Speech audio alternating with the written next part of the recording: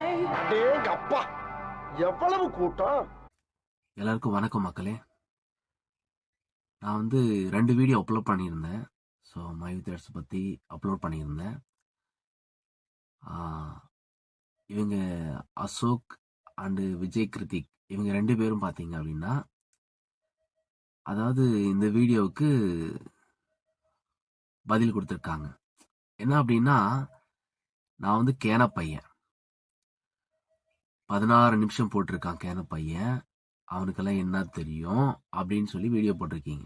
Okay, இந்த 16 நிமிஷம் video போட்ட அந்த கேன பையனோட வீடியோவை நீங்க பாக்குறீங்களே, நீங்க என்ன சொல்றது?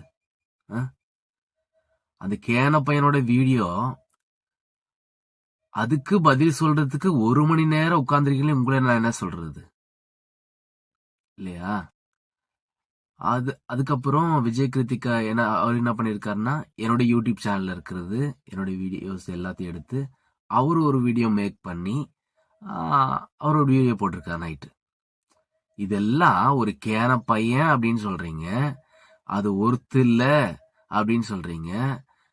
அப்படி ஒருத்து இல்லாத ஒருத்தன் பேசுறத நீங்க ஒரு மெனக்கட்டு நீங்க பண்ணிட்டு இருக்கீங்களே, உங்களை என்ன சொல்றது? அப்ப நீங்க வேலை வெட்டி இல்லாத ஆளுகளா? உங்களுக்கு ஒண்ணுமே இல்லையா? உங்களுக்கு வேலை வெட்டியே கிடையாதா? ஒரு கேன பையன் போடுற வீடியோ எல்லாம் எடுத்து நீங்க போடுவீங்களா? உண்மையிலே சொல்றேன், நான் ரொம்ப ஹார்ட் ஆயிடுக்கிறேன். ஏன்னு கேட்டா, உங்களுடைய வீடியோக்கு கீழே கமெண்ட்ஸ் நிறைய விஷயங்கள் நிறைய பேர் என்னமா பேசுறாங்க, அதெல்லாம் நீங்க கண்டுக்கிறதே இல்லை. ஆனா நீங்க ஒரே ஒரு விஷயம் சொல்லியிருக்கீங்க, கேன பையன் சொல்லியிருக்கீங்க.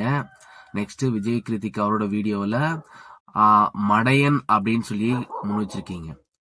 உங்களுக்கெல்லாம் எப்படின்னு தோடுதுன்னு தெரியல, எனக்கு இந்த 2 வார்த்தை சொல்ல ரொம்ப சுருன்னு ஏறுது.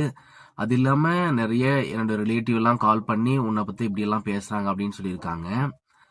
எனக்கு இந்த 2 விஷயம் நீங்க சொன்னதுனாலயே எனக்கு பாத்தீங்கன்னா மன உளைச்சலுக்கு ஆயிட்டேன். சரிங்களா? மன உளைச்சலுக்கு ஆன எனக்கு ஏதாவது ஆச்சுன்னா இது 2 பேத்துக்கும் தான் சம்பந்தமா இருக்கும். ஸோ எனக்கு ஏதாவது ஆச்சுன்னா அது நீங்க தான் பொறுப்பு, உங்க மேலதான் அந்த பழி.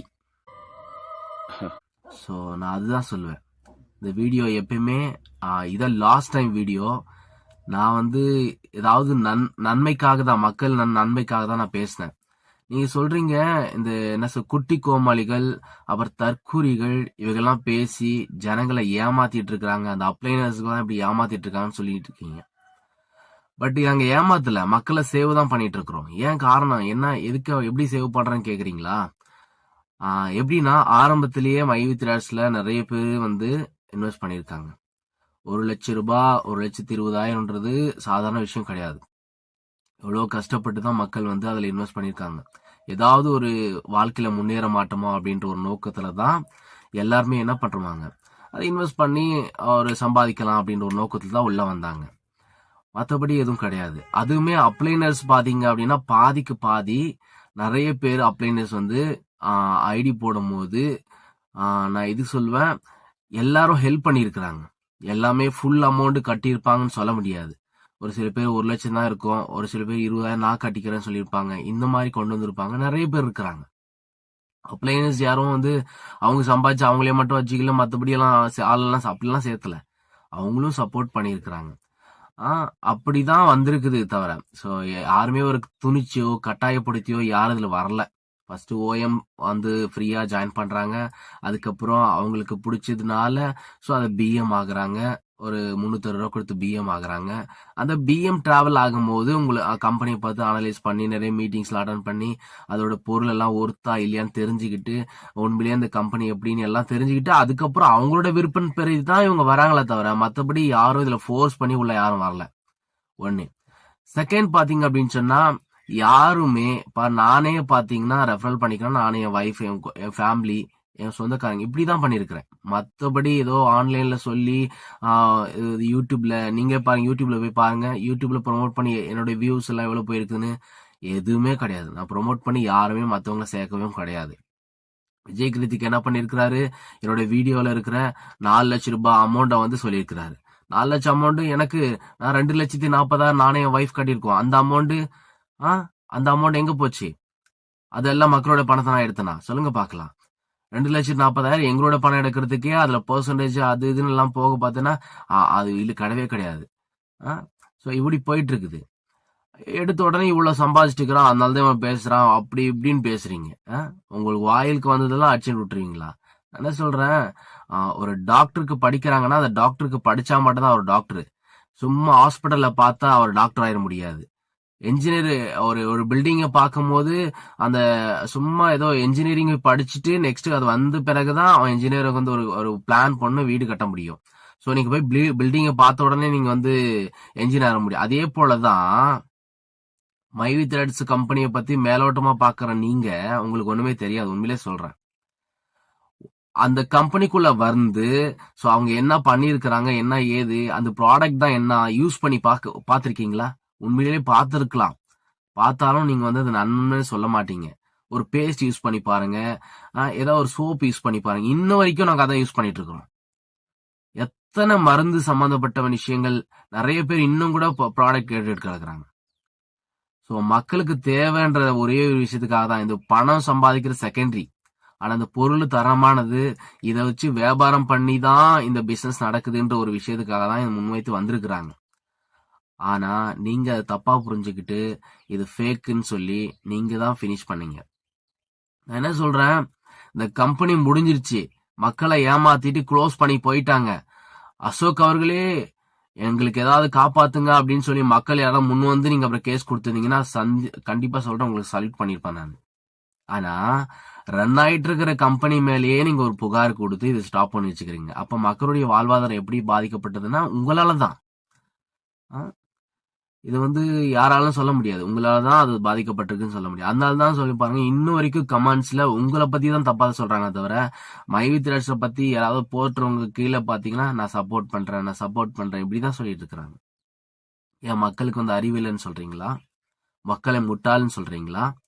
இப்படி எல்லாம் பண்றதுனால எல்லாரும் ஜென்யூனான பர்சன் தான், எல்லாருக்கும் நாலேஜபிள் பர்சன் தான். நீங்க சொல்றீங்க அவங்க வந்து பாமர மக்கள், அவங்களுக்கு படிப்பறிவு கிடையாது அதனால மாட்டிக்கிட்டாங்கன்னு சொல்ல, அப்பெல்லாம் கிடையவே கிடையாது. எல்லாருமே உங்களோட அறிவாளிங்க தான் எல்லாருமே. புரியுதா உங்களுக்கு? அதாவது குடும்பம் இருக்கிறவங்களுக்கு தான் இதை பத்தி எல்லாம் ஒன்னும் தெரியும், கஷ்டம் தெரியும்.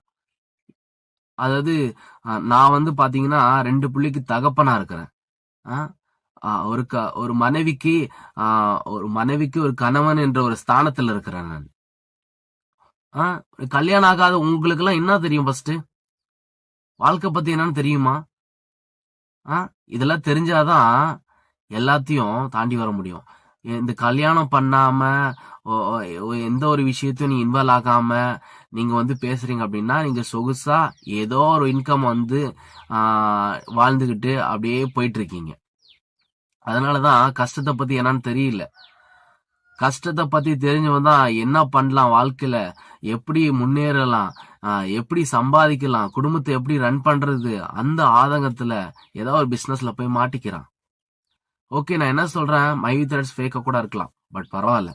பட் அது முடிவு எப்படியோ போட்டோம். அது வந்து கோர்ட்ல இருக்குது, நீதிபதி கையில் இருக்குது. ஸோ அந்த தீர்ப்பு வழங்குறது அவங்க கையில் தான் இருக்கு, நம்ம கையில் எதுவும் இல்லை. அது எப்படி வேணா போட்டோம், ஒன்றும் பிரச்சனை இல்லை. நான் என்ன சொல்றேன், நீங்க கேஸ் கொடுன்னு சொல்றீங்க. ஓகே, நாங்களும் அந்த கேஸ் கொடுக்குறோம். எத்தனை பேரை கூட்டு வர முடியும்னு நீங்க சொல்லுங்க, நான் கூட்டு வரேன். 10,000 பேர் வேணுமா? கூட்டு வரேன். ஆனா நீங்க ஒரு வீடியோ போடுங்க. என்ன போடுறீங்க அப்படின்னா, நீங்க வந்து கையெழுத்து போட்டு நீங்க கொடுத்தீங்க அப்படின்னு சொன்னா உங்களுக்கு நான் பணத்தை வாங்கி தரேன், கம்ப்ளைண்ட் கொடுங்க, கம்ப்ளைண்ட் கொடுத்த பிறகு நிச்சயமா உங்க பணத்தை நாங்க வாங்கி தரோம்னு சொல்லி ஒரு வீடியோ போடுங்க. ஆனா இது புதுசா இருக்கு. அந்த வீடியோக்கு அப்புறம் நிச்சயமா சொல்றேன், நாங்க எல்லாரும் வந்து கம்ப்ளைண்ட் கொடுக்குறோம். மைவி த்ரெட்ஸ் எங்களுக்கு ஏமாத்திச்சுங்க, எங்களுக்கு பணம் வந்தா போதும், எங்களுக்கு கம்பெனி தேவையில்ல அப்படின்னு சொல்லி. நீங்க நினைச்சிருக்கீங்க இந்த கம்பெனி பத்தி உயர்த்தி பேசுறாங்களே குட்டி கோமாளிகள் அப்படின்னு சொல்லி. அந்த குட்டி கோமாளிகள் எல்லாருமே நாங்க வந்து மக்களை சேவ் பண்ணிருக்கோம். ஓகே, அது ஒரு விஷயம். ஏன்னா பாத்தீங்கன்னா 2 நாளைக்கு முன்னாடி ரம்மி விளையாடி ஒரு அம்மா வந்து இறந்துட்டாங்க. அவங்க பிள்ளைங்களை விஷம் கொடுத்து சாவடிச்சுட்டு அவங்களும் செத்துட்டாங்க. ஏன்னா இந்த மாதிரி கேம்ல விளையாடி இந்த மாதிரி நிறைய விஷயங்கள் நிறைய போயிட்டு இருக்கு. அதெல்லாம் தடுக்கிறதுக்கு உங்களால முடியல, அது ப்ராப்பரா போயிட்டு தான் இருக்குது. நாங்க ஒருவேளை இந்த விஷயத்த வந்து அவ்வளவுதான் மைவி த்ரெட்ஸ் போச்சு, அவ்வளவுதான், காசு வராது அப்படின்னு ஆரம்பத்துல இருந்தே கார்த்திக் பிள்ளை அவர்களும் சரி, நான் மத்தவங்க யூடியூபர்ஸ் தான் சரி சொல்லியிருந்தாங்க அப்படின்னா மக்களோட நிலைமை என்ன ஆயிருக்கும் நீங்களும் யோசித்து பாருங்க. ஹார்ட் அட்டாக் ஆகி செத்துருப்பாங்க. புரியுதா உங்களுக்கு? நீங்களே பாருங்க, ஒரு ஒரு சக மனிதனா இருந்து யோசிச்சு பாருங்களேன். கொஞ்சமாவது புரியுதா நாங்க பேசுறது? கொஞ்சமாவது நாங்க வந்து பாசிட்டிவோடு சில விஷயங்கள் பேசதான் இவ்வளவு தூரம் தள்ளி வந்து ஒவ்வொரு மக்களையும் நாங்க சேவ் பண்ணியிருக்கிறோம். உங்க மாதிரி பேசியிருந்தோம்னு வச்சுக்கோங்களேன், என் பணம் போச்சான்னு சொல்லிட்டு ஹார்ட் அட்டாக் வந்திருக்கும் நிறைய பேருக்கு. எங்களை தப்பா பேசுறீங்க நீங்க, நாங்க மக்களை ஏமாத்துறோம்னு சொல்றீங்க. என்ன அதெல்லாம் பேச்சுக்கு அழகா? சொல்லுங்க பாக்கலாம். ஒரு லைவ்ல உட்காந்துட்டு அந்த விஜய் கிருத்திக்கு வந்து உங்களை லைவ்ல கூப்பிடுறாரு, நீங்க அசால்ட்டா இருக்கிறீங்க, அசால்ட்டா வந்து ஆன்சர் பண்றீங்க. அவருக்கு எவ்வளவு வயசு, உங்களுக்கு என்ன வயசு? அந்த வயசுக்கே நீங்க ரெஸ்பான்ஸ் பண்ண முடியல உங்களால. அசால்ட்டா பாட்டை போட்டுக்கிட்டு அப்படியே வந்து பண்ணி பேசுறீங்க நீங்க. அவரு ஒரு விஜய் கிருத்திக்கு அவருக்கு ஒரு குடும்பம் இருக்கலாம், அவரு ஒரு பெரிய ஆளா கூட இருக்கலாம், அவருக்கே உங்களால மரியாதை கொடுக்க முடியல, உங்களை மக்களுக்கு எப்படி நீங்க மரியாதை கொடுப்பீங்க? நான் சொல்றேன், ரொம்ப மன உளைச்சலுக்கு ஆளாயிட்டேன் உங்களால. நிறைய பேர் போன் பண்ணி இந்த வீடியோல இப்படி எல்லாம் கேன பையன் எல்லாம் பேசுறாங்க அப்படின்னு சொல்லி. ஆனா எனக்கு வாடா போடான்னு சொன்னா கூட என்னால எனக்கு ஏத்துக்க முடியாது. அந்த வினோத் அபியூசல் அவருடைய சேனல்ல கூட நீங்க அவரை பத்தி கூட பேசியிருக்கீங்க. ஓ, நீங்க தான் சட்டம் எல்லாம் தெரியும், நீங்க தான் உங்க எல்லாமே ப்ராப்பரா தெரியும் அப்படின்னு சொல்லிட்டு மக்களுக்கு ஒண்ணுமே தெரியாது, இவனுங்க பேசுறவங்களுக்கு எல்லாம் ஒண்ணும் தெரியாது, அவங்க கேன பசங்க, ஏதோ வாய்க்கொள்ளா இருந்தா உளாரிட்டு போறாங்களா அப்படின்னு சொல்லிட்டு இருக்கீங்களா? நீங்க படிச்சிருக்கலாம், நாங்க படிக்காம கூட இருக்கலாம். ஆனா நாங்க குடும்பத்தை ரன் பண்ணிட்டு இருக்கிறோம். புரியுதா உங்களுக்கு? அந்த என்ன சொல்றதுன்னா, நான் ஏன் இவ்வளவு தூரம் வந்து அரசாங்க ரீதியா சில விஷயங்கள் வராது அப்படின்னு ஏன் நெகட்டிவா ஏன் சொல்றேன்? என் வைஃபுக்கு 35 வயசு, அவங்க ஒரு மாற்றுத்திறனாளி. அவங்களுக்கு அவங்களோட ஊனத்தன்மை பாத்தீங்கன்னா 85%. இன்ன வரைக்கும் பாத்தீங்க அப்படின்னா நான் அந்த கவர்மெண்ட்ல உதவித்தொகைன்னு சொல்லி ஒரு விஷயத்துக்காக எங்கெங்கயோ முன் வச்சு கலெக்டர் ஆபீஸ்ல அது இதுன்னு சொல்லி எல்லாம் போய் அலைஞ்சிருக்கேன் என் வைஃபை கூப்பிட்டு. எவ்வளவு கஷ்டப்பட்டு நினைச்சு பாருங்க. அந்த பணம் வந்து எங்களுக்கு கிடைக்கவே கிடையாது. அவ்வளவு கஷ்டப்பட்டு 35 வயசு இது வரைக்கும் அந்த ஊக்கத்தொகை வாங்கியிருக்கோம்னு சொன்னா கண்டிப்பா இல்ல. அலைஞ்சு ஒண்ணுமே கிடைக்காது. அதனாலதான் சொல்றேன், அலைஞ்சாலும் நம்மளுக்கு ஒண்ணும் கிடைக்காதுன்னு ஒரே ஒரு விஷயம் நான் ஏன் சொன்னா அதுதான் உண்மை விஷயம். கேஸ் போட்டு அங்க போய் இங்க போய் போலீஸ் ஸ்டேஷன் அது இதுன்னு அலைஞ்சி எனக்கு அந்த பணம் கிடைக்கும்னா அது கிடைக்காம போட்டுன்னு தான் சொல்லுவேன் நான். நீங்க சொல்லலாம், இவங்க என்னடா பணம் வந்து அப்ளைனர்ஸ் வாங்கிட்டாங்க அப்படி இப்படின்னு சொல்லிட்டு. அப்படிலாம் கிடையாது. நான் உண்மையை சொல்றேன், எனக்கு 2 பேரு கீழே இருக்கிறாங்க. அவங்க கூட பணம் எடுக்கலதான். நான் ஒண்ணு சொல்லியிருக்கிறேன், நான் வந்து உங்களுக்கு நான் எப்படியாவது பணத்தை திருப்பி தரேன்னு தான் சொல்லியிருக்கிறேன்.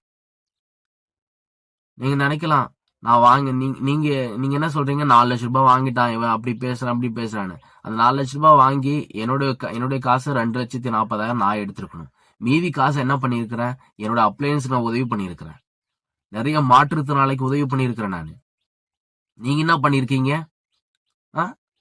வீடியோ போட்டு சம்பாதிச்சுட்டு இருக்கிறீங்க. விஜய் கிருத்திக்கெல்லாம் பாத்தீங்க அப்படின்னா வீடியோ போட்டு சம்பாதிக்கணும் ஒரு நோக்கம் தான், மத்தபடி எல்லாம் மக்களுக்கு போய் அவேர்னஸ் போய் சேர்த்தணும் அப்படிலாம் கிடையாது. என்னோட வீடியோ எடுத்து போட்டு இந்த வீடியோவை யார் பாக்குறா? இதுவே மைவி த்ரெட்ஸ்ல ஜாயின் பண்ண ஒவ்வொரு நபர்களும் தான் பாக்குறேன். மற்ற பொதுமக்கள் யாரும் பாக்கிறதுக்கு அவசியம் இல்லை. இது யாருக்கும் தேவைப்படணும் அவசியம் கிடையாது. புரியுது உங்களுக்கு? மக்களுக்கு மறுபடியும் நான் ஒரு விஷயம் சொல்றேன், இனிமே இந்த மாதிரி ஆன்லைன் பிசினஸ் மைவி த்ரெட்ஸ் கூட ஆகட்டும், இதான் ஃபர்ஸ்ட் அண்ட் லாஸ்ட். இந்த ஒரு அனுபவத்தை நீங்க நல்லா கத்திருப்பீங்க வாழ்க்கையில. இந்த மைவி த்ரெட்ஸோட அனுபவமே போதும் நம்மளுக்கு. ஏன்னா ஒரு பிசினஸ்ல ஜாயின் பண்ணி அது வந்து ஜென்யூனான கம்பெனியா இருந்தாலும் சரி, எப்படியாப்பட்ட கம்பெனியா இருந்தாலும் சரி, நீங்க இனிமே என்ன பண்றீங்க, பிசினஸ் ஆன்லைன் பிசினஸ் வந்து யாராவது சொன்னா ரெஃபரல் பண்ணா கூட ஒன்னு செருப்பை கழட்டி அடிங்க, ஓடுறா அப்படின்னு துரத்திருங்க. எந்த பிசினஸ் ஜாயின் பண்ணாதீங்க. இவ்வளவு போட்டா அவ்வளவு கிடைக்கும், அவ்வளவு போட்டா இவ்வளவு கிடைக்கும் எல்லாம் சொல்லி ஏமாத்துற கூட்டம். அந்த காலத்துல கடன் என்ற ஒரு விஷயமே யாருக்குமே இல்லாம இருந்தது. ஆனா இப்போ 100க்கு 99% கடன் இல்லாத மக்களே கிடையாது. காரணம் என்ன சொன்னா, இந்த செல்போன் வந்து சில விஷயங்கள பர்சனல் லோனு அது இதுன்னு சொல்லிட்டு இஎம்ஐ அப்படின்னு சொல்லி எல்லாரும் கடன்ல வாழ்ந்துட்டு இருக்கிறோம். மக்களே, நான் உண்மையிலேயே சொல்றேன், உங்க மனநிலைமை எனக்கு நல்லா புரியுது. கடன்ல இருந்தா எவ்வளவு வேதனைப்படுவீங்க எனக்கு நல்லா புரியுது. நான் இன்னும் சொல்றேன், எந்த ஒரு பிசினஸ்லயும் ஜாயின் பண்ணாதீங்க. நீங்க வேலைக்கு எப்போ போறீங்களோ அந்த வேலையை செய்யுங்க. 1000 ரூபாய் சம்பாதிச்சாலும் அந்த குடும்பத்துல ஒரு சமாதானம் கிடைக்கும். அந்த 1000 ரூபாய் வச்சு எப்படி சமாதானமா சந்தோஷமா வாழணுன்றதை யோசிச்சிங்க. கடன் அப்பேற்பட்ட விஷயம், காலம் பதில் சொல்லும். பாருங்க, மைவித்தாட்சி முடிஞ்சுன்னு அன்னைக்கே சொல்லி க்ளோஸ் ஆயிடுச்சு, இனிமே பணம் வராது அப்படின்னு சொல்லியிருந்தா உங்களோட மனநிலைமை எப்படி இருந்திருக்கும்? ஆனா இவ்வளவு தூரம் தள்ளி வந்து 1 வருஷ காலமா சில பேர் பாத்தீங்கன்னா சரி நடக்கிறது நடக்கட்டும் அப்படின்ற ஒரு நிலைமைக்கு வந்துட்டீங்க. காரணம் என்னன்னு சொன்னா, இவ்வளவு பேர் மோட்டிவ் பண்ணி வந்துரும் வந்துரும் வந்துரும் சொல்லி இழுத்து கொண்டு வந்ததுனால அப்படியே வந்துட்டீங்க. இல்ல ஆரம்பத்திலே எல்லாருமே அவ்வளவுதான் முடிஞ்சுன்னு சொன்னா அன்னைக்கே நீங்க முடிஞ்சிருப்பீங்க. உங்க மனநிலை அப்ப எப்படி இருந்திருக்கும்? அதெல்லாம் தாண்டி வர செய்த ஒவ்வொரு யூடியூபர்ஸ்க்கும் நான் நன்றி செலுத்துறேன். இவங்க என்னமா பேசிட்டு போட்டோம், அதெல்லாம் பிரச்சனை இல்லை, பயப்படாதீங்க. நானும் இந்த வீடியோட லாஸ்ட், இனிமே எந்த வீடியோ நான் போட போறது கிடையாது. ஏன்னா நான் வந்து யூடியூப்ல சம்பாதிக்கணும் ஒரு நோக்கத்துல எல்லாம் வீடியோ போடல. மக்களுக்கு ஒரு அவேர்னஸ் கொடுக்கணும், அவங்கள தைரியப்படுத்தணும், அவங்கள சோர்வடையக்கூடாது அப்படின்ற ஒரு விஷயத்துக்காக தான் இந்த வீடியோ போட்டேனே தவிர மற்றபடி எந்த ஒரு காரணத்துக்காகவும் இன்கம்காக நான் கண்டிப்பா கிடையாது. யூடியூப்ல நான் எப்பயோ வீடியோ போட்டு ஸோ நான் வந்து பணம் சம்பாதிக்கணும் ஒரு நோக்கத்துல கிடையாது. சும்மா ஒரு என்டர்டைன்மெண்ட்காக தான் யூடியூப் ஓப்பன் பண்ணேன். பட் இது யாருக்காவது 4 பேருக்கு போய் சேர்த்தணும். நிறைய பேர் பார்த்தீங்கன்னா இந்த கேஸுக்கு இழுத்துட்டு போயிட்டே இருக்கிறதால எல்லாருக்கும் கஷ்டமாயிடுச்சு, வருமா வராதான்ற மாதிரி ஒரு சூழ்நிலை வந்துச்சு. நாங்கள் இன்னும் சொல்றோம் பாருங்க, அசோக் பிரதர் என்ன சொல்றேன்னா, இந்த கம்பெனி நீங்க நினைச்சிருக்கீங்க இந்த கம்பெனி வந்துச்சுன்னா அடுத்து இவங்க கொடி கட்டி பறந்துருவாங்க, அதனாலதான் இப்படி பேசிட்டு இருக்காங்க அப்படின்னு. நான் சொல்றேன், இந்த கம்பெனி வந்தா கூட பாதிக்கு பாதி பர்சனோட எண்ணங்கள் என்ன தெரியுமா? பணம் வந்துச்சுன்னா போச்சு, பணம் வந்தா போதும் அப்படின்ற ஒரு மனநிலைமையில இருக்கிறாங்க. பணம் வந்துச்சுன்னு வச்சுக்கோங்களேன், இப்போ சொல்றாங்கல்ல மைவித்ரட்ஸ் வாழ்க, மைவித்ரட்ஸ் சப்போர்ட் பண்றேன் அப்படி இப்படின்னு, அவங்க எல்லாம் கூட வரமாட்டாங்க. காரணம்னு சொன்னா, வந்த பணம் போதும்டா சாமி, இனிமே இதுல வந்து இன்வால்வ் ஆகக்கூடாது, அது கேஸ்லயே ஜெயிச்சு வந்தா கூட எனக்கு நம்ம கம்பெனி வேணாம் அப்படின்னு தான் அந்த மனநிலைமையில தான் இருக்கிறாங்க ஜனங்க. அது உங்களுக்கு தெரியுமா? ஆனா வெளிப்படையா சொல்றது இல்ல. ஏன்னா மைவித்ராட்ஸ் வந்துச்சுன்னா வந்தாதான் அந்த பணத்தை கிடைக்கும்ன்ற ஒரு அது இருக்குது. அப்ப அந்த கேஸ் ஜெயிச்சு வந்தாதான் அந்த பணம் கிடைக்கும் அப்படின்ற ஒரு விஷயம் இருக்குது. அதனால அந்த கேஸ் எப்படியாவது ஜெயிச்சு வரட்டும், கம்பெனி வாழ்க, கம்பெனி வளர்க, நிச்சயமா கம்பெனி வந்துரும், நாங்க பெரிய லெவல் வருவோம் அப்படிலாம் சொல்றது காரணம் என்னன்னு சொன்னா, எப்படியாவது வந்துச்சுன்னா அந்த பணம் வந்துரும், வந்துருச்சுன்னா அதுக்கப்புறம் அதோட நிப்பாட்டிக்கலாம்ப்பா, யாரையும் சேர்த்தோன்னு அவசியம் இல்லை அப்படின்னு எங்களுக்கும் அறிவு இருக்குது. நான் முட்டா பையன் கிடையாது ஜேன்னு போட்டுக்கிட்டு போயிட்டு இருக்கிறதுக்கு. நான் உண்மையிலே சொல்றேன், இன்னும் எந்த ஒரு பிசினஸ் ஆன்லைன் பிசினஸும் மக்கள் இனி செய்யக்கூடாது. இதுலதான் நிறைய பேர் மறிச்சிட்டு இருக்கிறாங்க. இந்த கேம் விளையாடுறது எல்லாம் நம்மள ஏமாத்துறானுங்க, எல்லாம் ஏமாத்துறானுங்க. வடக்கனுங்க பாருங்க, ஒரு சும்மா சாஃப்ட்வேரை ரெடி பண்ணிட்டு இவ்வளவு போட்டா அவ்வளவு கிடைக்கும்னு சொல்லி எத்தனையோ பிசினஸ் வந்து லட்சக்கணக்கான பிசினஸ் டெய்லி வந்துட்டு தான் இருக்குது. யாரும் தடுக்க மாட்டாங்க. நான் உண்மையிலே சொல்றேன், இவங்க அசோக் ஸ்ருதியும் அப்புறம் விஜய் கிருத்திக் அவர்களும் நீங்க வந்து பிசினஸ குறிச்சு இந்த மாதிரி போகாதீங்க, ஏமாறீங்கன்னு சொல்றேன். நல்லதுதான், ஓகே தான், நான் நல்லதுதான் சொல்றேன். ஆனா ரன் ஆயிருக்கிற கம்பெனி மேல நீங்க கம்ப்ளைண்ட் பண்ணீங்க பாத்தீங்களா, அதுதான் ரொம்ப தப்பு. ஓரளவுக்கு ரெக்கவர் பண்ணி எல்லாரும் ஜனங்கள் வந்து ஏமாறாது, எல்லாரும் பணம் வந்துட்டு பிறகு அப்படி சொல்லிருந்தீங்கன்னா பரவாயில்ல. இடையில ஸ்டாப் பண்ணிட்டு இப்ப நீங்க சிரிச்சுட்டு உட்காந்துருக்கீங்க, நாங்க அழுதுட்டு உட்காந்துருக்கோம். 19 நிமிஷம் ஆச்சு, நீங்க கேக்குறீங்களான்னு தெரியல. ஸோ என்னுடைய குமுறலை இதுல வெளிப்படுத்திருக்கிறேன். இன்னும் நிறைய விஷயங்கள் ஷேர் பண்ணணும்னு நினைச்சேன், அதை இங்க கேட்குற மனநலம் நீங்க இல்லைன்னு நினைக்கிறேன். என்னோட வீடியோவை நீங்க எல்லாம் ஷேர் பண்ணீங்களாலும் சரி, இந்த வீடியோவை எங்க கொண்டு போய் சேர்த்தனாலும் சரி, எனக்கு அது அவசியம் இல்லை. இதான் லாஸ்ட் வீடியோ, நான் இனி போட போறதில்ல எந்த வீடியோவும். விஜய் கிருத்திக் அவர்கள் வந்து அவர் பேரை சொல்லு, அவர் ஊரை சொல்லு, எதுக்கு நீங்க பிரபலப்படுத்த போறீங்களாங்க? இருக்கிற வண்ணமே இருந்துட்டு போயிடறான், புரியுதா உங்களுக்கு? எனக்கு 2 பிள்ளைங்க இருக்கிறாங்க. ஒரு நாளைக்கு 1000 rupees நான் சம்பாதிக்கிறேன், அயர்ன் பண்றேன். கம்பெனில அயர்ன் பண்ணி தான் சம்பாதிக்கிறேன். நான் கஷ்டப்பட்டு உழைச்சி நான் சம்பாதிச்சுட்டு இருக்கிறேன். நான் சொகுசா உங்க மாதிரி ஏதோ மற்றவங்க கூட கட்சியில் அப்படி இப்படி ஒட்டிக்கிட்டு ஏதோ போற போக்கில் வாழ்ந்து போற ஆளு கிடையாது. எனக்குன்னு ஒரு குடும்பம் இருக்குது, தகப்பட்ட ஒரு ஸ்தானம் இருக்குது. அந்த ஸ்தானத்தெல்லாம் வச்சுக்கிட்டு நான் வாழ்ந்துட்டு இருக்கிறேன். ஏதோ ஏனோ வீடியோ போறான், கேன பையன், மடைய, இப்படியெல்லாம் உங்களால பேச முடியும். ஆனா நானும் உங்களை பேச முடியும். ஆனா நான் பேசுறேன்னு வச்சுக்கோங்களேன், உங்களுக்கும் எனக்கு வித்தியாசம்லாம் போயிடும். புரியுதா உங்களுக்கு? ஒரு குடும்பம் நடத்துற ஒரு ஒரு ஒரு நான் யாருக்கு மரியாதை கொடுப்பேன் அப்படின்னா, ஒரு குடும்பத்தை சரியான முறையில நடத்துறான் பாத்தியா, அவனுக்கு தான் மரியாதை கொடுப்பேன். மற்றபடி அவனுக்கும் மரியாதை கொடுக்கணும் அவசியமே கிடையாது. நல்லா புரிஞ்சுக்குவாங்க. மையத்தொழிற்சி மக்கள் எல்லாமே அந்த முட்டாளு, இந்த வீடியோ போறவங்கலாம் கேன பையன், குட்டி கோமாளிக, அப்புறம் தற்கூரி, அப்படிலாம் நீங்க சொல்லிட்டு வாழ்ந்துட்டு நீங்க போங்க. நீங்க இதுக்கும் பதில் வீடியோ கொடுத்துட்டு இருங்க. அதை பத்தி எனக்கு கவலை கிடையாது. ஆனா நான் இனி யாரை பத்தியும் பேசுறது போத கிடையாது. ஸோ பேசினாலும் என்ன பண்ணுதோ, நான் என்ன நினைச்சேன், இது மக்களுக்கு போய் சேரும் அப்படின்ற ஒரு விஷயத்துக்காக தான் பண்ணேன். உங்களுக்கு போய் சேரும், நீங்க பாப்பீங்க, இதுக்கு பதில் நீங்க தருவீங்கன்னு நான் எதிர்பார்க்கவே இல்லை. என்னெல்லாம் மதிச்சு நீங்க எல்லாம் பெரிய ஆளு, நீங்களாம் வந்து என்ன அதெல்லாம் தேவையில்லாத விஷயம். இது இப்படியேதான் சண்டை போயிட்டு இருக்குன்னு நினைச்சுதான் நான் சொல்றேன். இதுக்கு மாறி மாறி சண்டை போடணும்னு அவசியம் கிடையாது. யூடியூப்ல சண்டை போட்டு ஜெயிக்கணும் அப்படின்ற எண்ணமெல்லாம் எனக்கு கிடையாது. மக்களுக்கு போய் சேர்த்தணுன்ற ஒரு விஷயத்துக்காக தான் நான் பேசினேன். ஸோ துவண்டு போயிடக்கூடாது, ஸோ இதுல யாராவது ஃபீல் பண்ணி ஏதாவது பண்ணிக்க கூடாதுன்றதுக்காக தான் நான் இவ்வளவு தூரம் பேசினேன். தவிர மற்றபடி நீங்க கேஸை கொடுக்காதீங்க அப்படின்னு சொன்னது காரணம் என்ன? கேஸை கொடுத்தா மட்டும் பணம் கிடைக்குமான்ற ஒரு விஷயம் எங்க ப்ரூவ் பண்ணி காட்டியிருக்கீங்க சொல்லுங்க பார்க்கலாம். அப்படி ப்ரூவ் பண்ணி காட்டிட்டீங்க அப்படின்னு சொன்னா நானே வந்து கேஸ் கொடுக்குறேன். எங்க வந்து கொடுக்கணும் சொல்லுங்க, நான் வந்து கொடுக்குறேன். நானும் என் ஒய்ஃப் வரோம், என் ஒய்ஃப் ஒரு கம்ப்ளைண்ட், நான் ஒரு கம்ப்ளைண்ட், தனித்தனியா தரோம். கூப்பிடுறீங்களா? கமெண்ட்ஸ்ல பண்ணுங்க, நம்பரை நான் சென்ட் பண்றேன், எனக்கு கால் பண்ணுங்க, நான் வந்து கம்ப்ளைண்ட் கொடுக்குறேன் மைவித்ராட்ஸை பத்தி. எனக்கு எந்த கம்பெனியும் தேவை கிடையாது, முதல்ல புரிஞ்சுக்குவாங்க. எந்த கம்பெனிக்கும் சப்போர்ட் பண்ண அவசியம் கிடையாது, புரியுதா?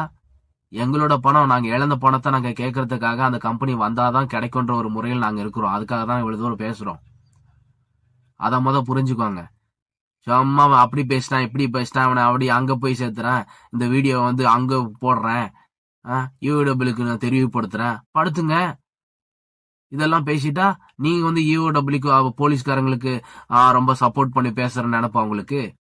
நீங்க என்னென்ன பேசுறீங்க நான் எடுத்துக்காட்டா வீடியோ ஆரம்பத்துல? அம்மா அதெல்லாம் மறந்துட்டு மாதிரி பேசிட்டு இருக்கீங்க. வாங்கப்பா வேலையை பாருங்க ஃபர்ஸ்ட். மறுபடியும் இதுக்கும் இந்த வீடியோவுக்கு நீங்க பதில் குடிச்சுங்கன்னு வச்சுக்கோங்களேன். பதில் கொடுத்தீங்க விஜய் கிருத்திக்கு சொல்றேன், அசோக்கு சொல்றேன், இந்த வீடியோவுக்கு கூட நீங்க பதிலடி கொடுத்தீங்க அப்படின்னா எங்களை விட ரொம்ப மோசமான ஆளுங்க நீங்க. ஏன்னா வீடியோ படி சம்பாதிக்கணும் அப்படின்ற ஒரு எண்ணத்துல நீங்க போடுறீங்க, எனக்கு தெரியும். இது எல்லாமே முழுக்க முழுக்க மக்களுக்காக நான் பேசல, உங்களுக்காக தான் பேசிட்டேன். உங்களுக்காக மக்களுக்காக மக்களை மோட்டிவேட் பண்றான், மக்களை மாத்துறான், அதனாலதான் அப்படி பேசுறான்னா அந்த ஒரு வீடியோ போட ஓகே. பட் எல்லாமே உங்களுக்காக தான் நான் இதை பேசியிருக்கிறேன். இந்த வீடியோக்கு நீங்க பதிலடி கொடுத்தீங்கன்னு வச்சுக்கோங்களேன், இதுக்கு ஒரு லைவ் வச்சுக்கன்னு வச்சுக்கோங்களேன், உண்மையிலே சொல்றேன், நாங்க வந்து முட்டாள் கிடையாது. நீங்க எங்களையும் மதிச்சு, எங்களையும் ஒரு நல்ல ஒரு பர்சனா நினைச்சு, நல்ல ஒரு வேல்யூபிள் பர்சனா வச்சு, இவங்களுடைய வார்த்தைகள்லாம் ரொம்ப வேல்யூபிளா இருக்குது நீங்க மதிச்சு அதுக்கு ஒரு வீடியோ கொடுத்துருக்கீங்க அப்படின்னு நாங்க நம்புவோம். அப்போ நாங்க தான் குட்டி கோமாளிகள் கிடையாது, புரியுது உங்களுக்கு? இவங்கெல்லாம் அறிவாளி அப்படின்றது நீங்களே வந்து அந்த வீடியோ மூலியமா பதிலடி கொடுக்கறது மூலியமா நாங்க தெரிஞ்சுக்குவோம். ஓகே, நன்றி, வணக்கம். இதோட கடைசி வீடியோ. நான் இனி போட போறது கிடையாது, நீங்க என்ன வேணா பண்ணிக்கோங்க. ஸோ ஐ டோன்ட் கேர், அதை பத்தி நான் கவலைப்படுறது கிடையாது. நன்றி, வணக்கம்.